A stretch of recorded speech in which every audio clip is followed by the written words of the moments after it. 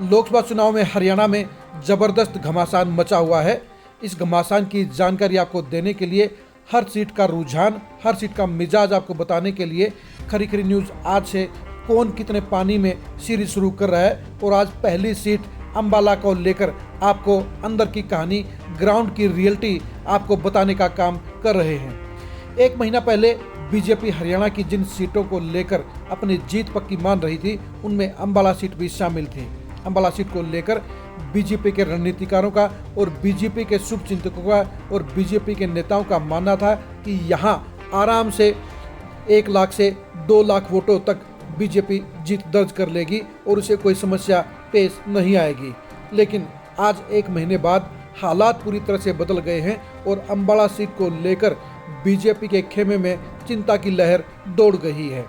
कांग्रेस ने जब वरुण मुलाना को अपना कैंडिडेट घोषित किया तो उसके बाद से हर दिन जहां बीजेपी का चुनावी ग्राफ डाउन जा रहा है, वहीं पर कांग्रेस प्रत्याशी वरुण चौधरी का इलेक्शन ऊपर उठ रहा है। यही वजह है कि 1 महीने पहले जिस सीट पर बीजेपी की पक्की जीत लग रही थी, अब वही जीत संकट में नजर आ रही है।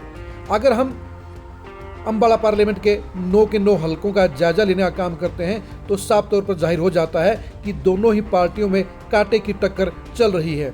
4 विधानसभा हलकों में जहां बीजेपी का पलड़ा भारी है, तो वहीं 4 विधानसभा क्षेत्रों में कांग्रेस आगे नजर आ रही है और एक सीट पर बराबरी की कांटे की टक्कर चल रही है। आइए हम आपको बताते हैं कि 9 के 9 हलकों में क्या चल रहा है। सबसे पहले शुरुआत करते हैं कालका सीट से। कालका सीट पर इस समय कांग्रेस प्रत्याशी वरुण चौधरी आगे नजर आ रहे हैं। वहां पर कांग्रेस के एमएलए प्रदीप चौधरी अपनी पार्टी के प्रत्याशी के लिए जी तोड़ मेहनत कर रहे हैं। कुमारी शैलजा के साथ जुड़े होने के बावजूद प्रदीप चौधरी ने वरुण मुलाना के लिए कोई कोर कसर नहीं रखी है। यही वजह है कि इस विधानसभा सीट पर कांग्रेस प्रत्याशी वरुण मुलाना को लीड मिलती हुई नजर आ रही है। दूसरी सीट है पंचकुला की। पंचकुला सीट पर बीजेपी का पलड़ा भारी नजर आता है।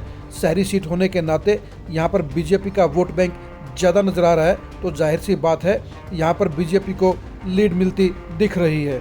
ज्ञानचंद गुप्ता इस सीट पर बीजेपी को लीड दिलाने के लिए लगातार दौड़ धूप कर रहे हैं।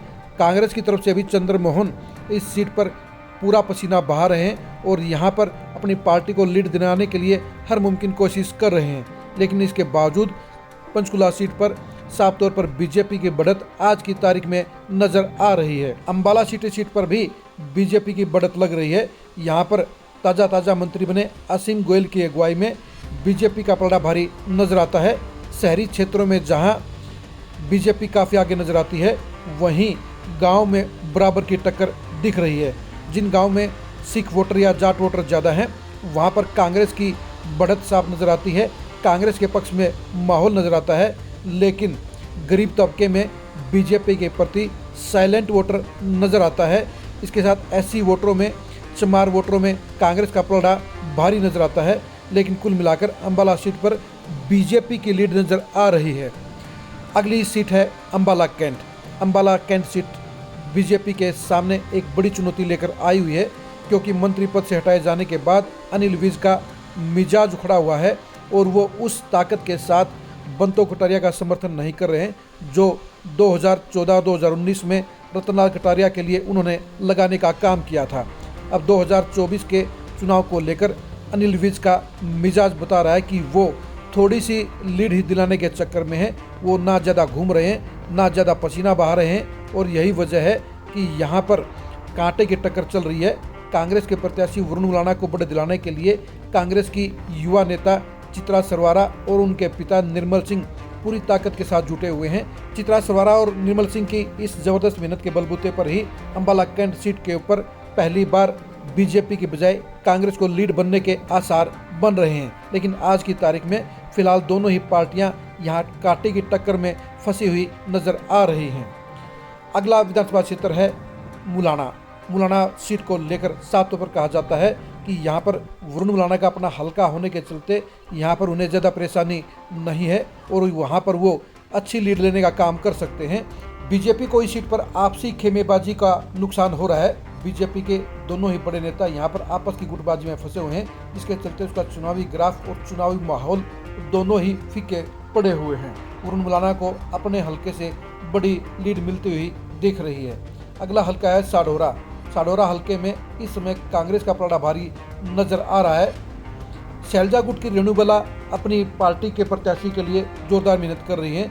यहाँ पर गुटबाजी कोई नहीं है और यही वजह है कि वरुण मुलाना को किरण बाला का भरपूर समर्थन मिल रहा है।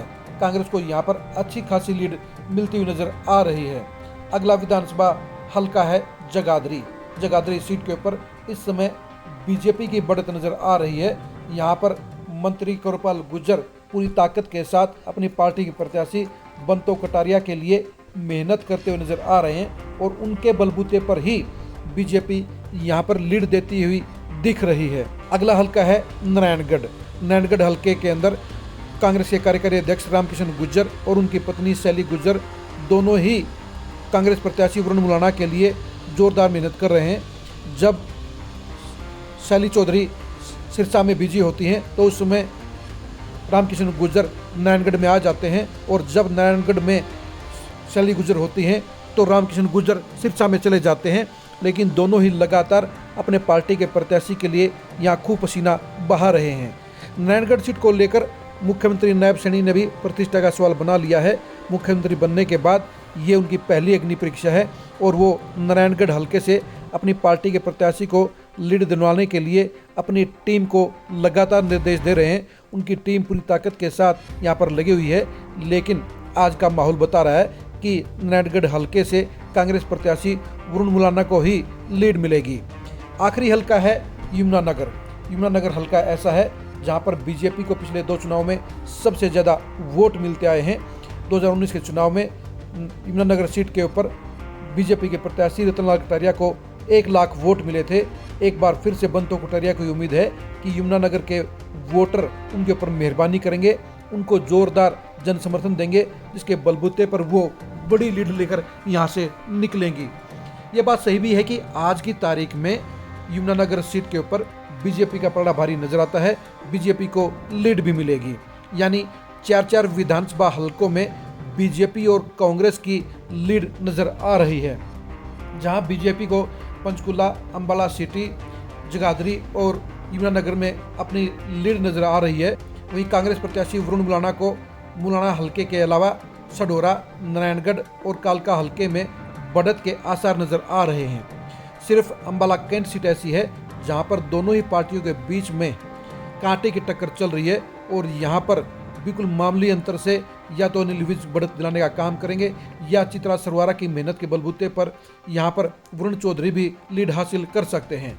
आपको ये भी बता दें कि वर्तमान हालात और वर्तमान नज़ारा और वर्तमान समीकरणों के अलावा अंबाला पार्लियामेंट की ये हवा बता रही है कि यहाँ पर हार जीत का अंतर आज के टाइम में सिर्फ 50,000 वोटों का है और इस 50,000 वोटों में थोड़ी सी बढ़त कहीं न कहीं बीजेपी की प्रत्याशी बंतो कटारिया को नज़र आ रही है। लेकिन ये भी सच्चाई है कि लगातार वरुण चौधरी का इलेक्शन ऊपर उठ रहा है, उनका जन समर्थन बढ़ रहा है। आज से 1 महीने पहले जो बंतो कटारिया 2 लाख वोटों से जीतती नजर आ रही थी, उसे वरुण मुलाना पिछले 15 दिन में ही 50,000 पर ले आए हैं। अगर इसी गति से वरुण मुलाना का इलेक्शन उठता रहा और बंतो कटारिया का इलेक्शन डाउन जाता रहा तो अगले 15 दिन में हालात बदल सकते हैं और इस सीट के ऊपर कांग्रेस बड़ा उलटफेर भी कर सकती है।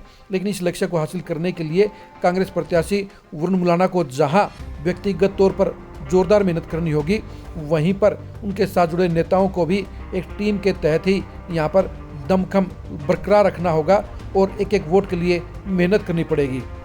बीजेपी प्रत्याशी बंतो कटारिया के लिए जहां सहानुभूति के वोटों का आसरा है, वहीं प्रधानमंत्री मोदी का नाम और काम भी उनको मदद देने का काम कर रहा है। इसके अलावा ये बता दें, अभी अंबाला के लगभग 15 से 20% वोटर साइलेंट हैं और ये साइलेंट वोटर ही अंत में जाकर हार जीत का फाइनल फैसला करने का काम करेंगे। लेकिन आज की तारीख में अंबाला हलके में बीजेपी के प्रति विरोध की आवाज़ ज़्यादा नजर आती है, लेकिन साइलेंट वोटरों का कहीं न कहीं लगाव बीजेपी के साथ भी नजर आता है। इन्हीं दोनों कारणों के चलते अंबाला की सीट फंसी हुई नजर आ रही है और यहाँ पर हार जीत का अंतर 50,000 से कम में नजर आ रहा है। अब देखने की बात यह है कि अगले 15 दिन में दोनों प्रत्याशी किस तरह से अपने चुनावी ग्राफ को ऊपर उठाने का काम करेंगे। जो प्रत्याशी अपने चुनाव मैनेजमेंट को बेटर कर लेगा वही प्रत्याशी जीत के ऊपर अपने दस्तखत कर देगा। अंबाला सीट के अंदर के समीकरणों को जानने के लिए आप खरी खरी न्यूज़ के साथ बने रहिए। अंबाला सीट पर कांटे की लड़ाई में वरुण चौधरी और बंतो कटारिया के सियासी अंजाम को जानने के लिए भी आप खरी खरी न्यूज़ के साथ बने रहिए। अंबाला सीट पर डिसाइडिंग फैक्टरों को समझने के लिए भी आप खरी खरी न्यूज़ के साथ बने रहिए। आप हमारे फेसबुक पेज को फॉलो कीजिए, आप हमारे यूट्यूब चैनल को सब्सक्राइब कीजिए। नमस्कार।